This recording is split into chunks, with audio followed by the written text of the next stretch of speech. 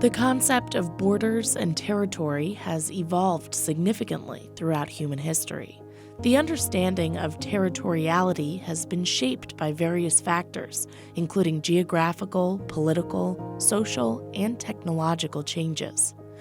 In ancient times, societies often had vague or undefined borders. The age of exploration, colonialism, and imperialism in the 16th to 19th centuries led to the drawing of borders through conquest, colonization, and treaties imposed by colonial powers. Areas in Africa and the Middle East were shaped during this era and sometimes did not consider local ethnic, cultural, or tribal divisions.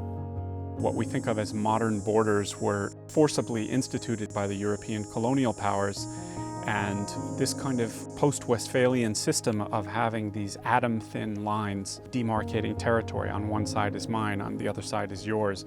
This was totally foreign to Southeast Asia. Southeast Asia had different ways of demarcating political space, particularly something called the mandala system, which were kind of concentric circles of radiating authority that moved outward from a particular political center.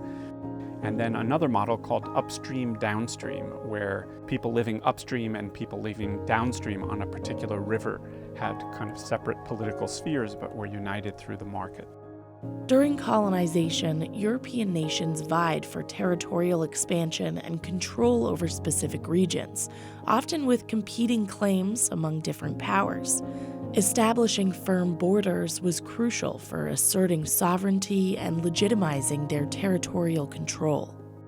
European colonial state-making projects basically wanted to control three things: revenue, power, and morality. Revenue for things like the opium trade, which European powers made 50% of their money into their colonial exchequers by regulating the opium trade. Local Asian peoples traded outside of that, so this was a threat to the colonial state.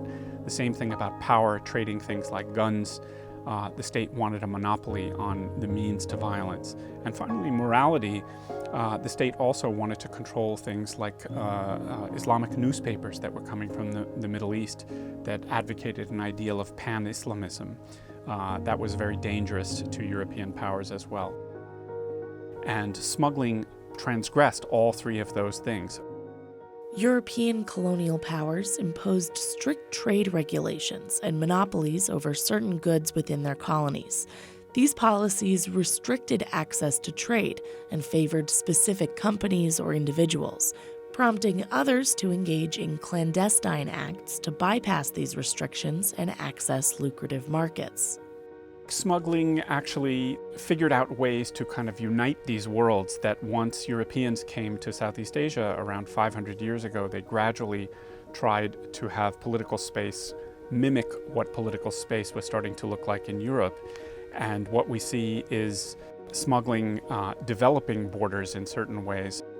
Smuggling and piracy often operated in areas where governance was weak or contested, challenging the sovereignty of nations. Pirates, for instance, might establish bases in remote or ungoverned territories, operating beyond the control of established governments and undermining their authority in those regions. In some instances, smuggling led to cultural exchanges between regions, facilitating the exchange of goods and ideas between different territories. These clandestine activities underscored the significance of sea travel, which was a conduit for the convergence of diverse societies throughout Southeast Asian history and beyond. The sea routes of Asia are really, truly important to the history of this part of the world.